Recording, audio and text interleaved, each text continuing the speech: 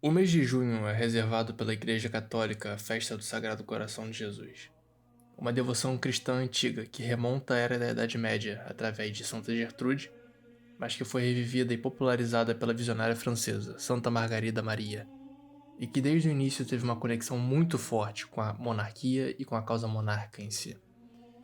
Muito mais do que qualquer outra devoção, pois passou a ser associada especialmente à Contra-Revolução, monarquia católica e, em essência, ao combate ao liberalismo republicano.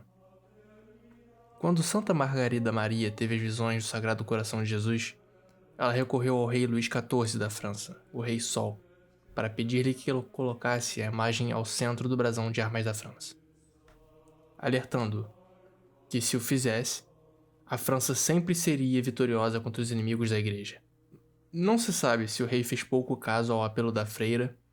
ou se houve alguma outra circunstância por trás da recusa do pedido. Mas o fato é que a revolução se iniciou na França há exatos 100 anos depois do pedido. E a bandeira do rei foi alterada, não para o Sagrado Coração de Jesus, mas para a bandeira tricolor. E com ela, veio as barbáries do republicanismo anticristão e o derramamento de sangue de inocentes durante o período do terror. Se a bandeira da França não ostentava o Sagrado Coração de Jesus, os contra-revolucionários dos campos da Vendéia ostentavam. Ostentavam como seu distintivo, sendo o coração a única coisa que os identificava como adeptos da resistência católica na França. E desde então, o Sagrado Coração de Jesus passou a ser sinônimo da luta por Deus, pátria e rei. Em verdade, o Sagrado Coração se tornou um símbolo muito comum nos movimentos monarquistas e contra-revolucionários de todo o mundo, até mesmo no século XX, quando católicos no México se levantaram contra a perseguição maçônica já descrita por mim aqui neste canal.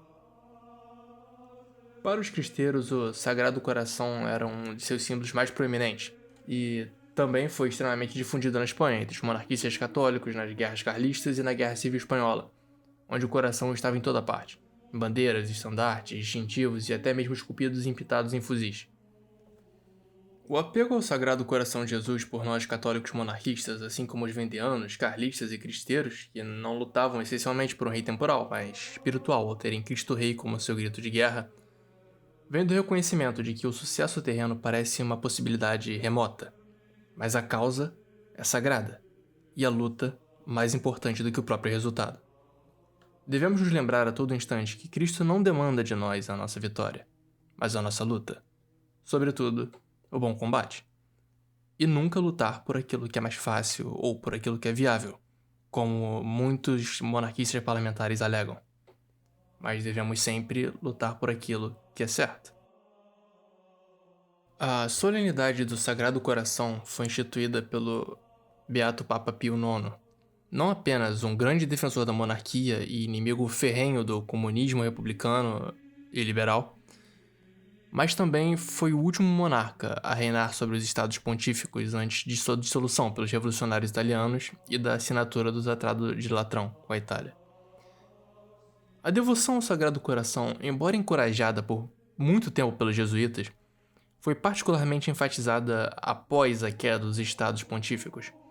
quando o Papa, sem ter o que fazer para defender militarmente o seu reino, se trancou no Vaticano e se recusou a sair. Se olharmos para o número de igrejas paroquiais denominadas de Sagrado Coração, muitas e possivelmente a maioria delas foram fundadas durante o período em que o Papa se autodenominava prisioneiro do Vaticano. Porque mesmo tendo seu reino destruído, seus territórios anexados e estando cercado militarmente pelas tropas italianas, foi durante esse período mais difícil em que o Papa se apegou ao Sagrado Coração de Jesus e tomou por prioridade tornar a festividade obrigatória em todas as igrejas. A certeza do triunfo final do Sagrado Coração de Cristo o fez recusar aderir à causa fácil e viável para aderir ao árduo combate de lutar por aquilo que é certo, se recusando a legitimar o Estado italiano e reconhecer também o roubo das terras dos Estados Pontíficos, mesmo sendo refém e estando sob perigo de vida. Então chegamos na histórica conclusão, a partir dos exemplos citados dos contra-revolucionários da Vendéia, carlistas, cristeiros e do Papa Pio IX, que o Sagrado Coração de Jesus sempre esteve com aqueles que decidiram lutar pela bandeira de Cristo e Rei em tempos árduos, sem se agarrar na concepção covarde de lutar por aquilo que é viável politicamente ou por aquilo que é mais fácil, mas optando sempre pela luta difícil, entretanto, a luta correta.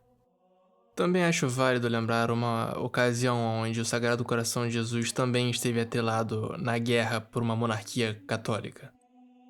Como latinos, nós possuímos uma inclinação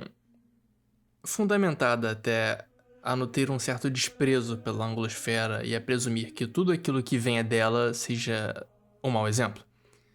Mas é impossível de se ignorar bons exemplos, como é o caso da ligação dos jacobitas com o Sagrado Coração de Jesus. Essa ligação se dá através do padre jesuíta Claude de la Colombière, que era amigo e padre confessor de Santa Margaria Maria, citada no início desse vídeo, e que por um tempo também foi capelão do Duque de York, que mais tarde se tornou o rei Jaime II, o último rei católico da Inglaterra, Escócia e Irlanda, e também líder da causa jacobita. Os jacobitas, mesmo que não tenham manifestado de forma expressa instaurar uma monarquia tradicional de moldes ibéricos, defendiam o fim da perseguição contra católicos na Inglaterra e a ideia de uma monarquia forte em um estado, ou estados, descentralizada, acreditando no direito divino dos reis, enquanto também rejeitavam um ato de união que submetia a Escócia e Irlanda às diretrizes do parlamento em Londres, da mesma forma que houve em Madrid após a vitória dos liberais durante a Primeira Guerra Carlista, que submeteu todas as províncias espanholas ao controle constitucional de Madrid, dando início a uma onda de separatismo que acontece até os dias de hoje. Portanto, chegamos na conclusão de que não importa se sua luta é na nação católica mais antiga como a França ou onde o catolicismo mais perseverou como no Reino da Espanha, no Novo Mundo como os cristeiros do México e até mesmo em terras protestantes como a Inglaterra. Sobre o Sagrado Coração de Jesus, podemos concluir que uma coisa é certa.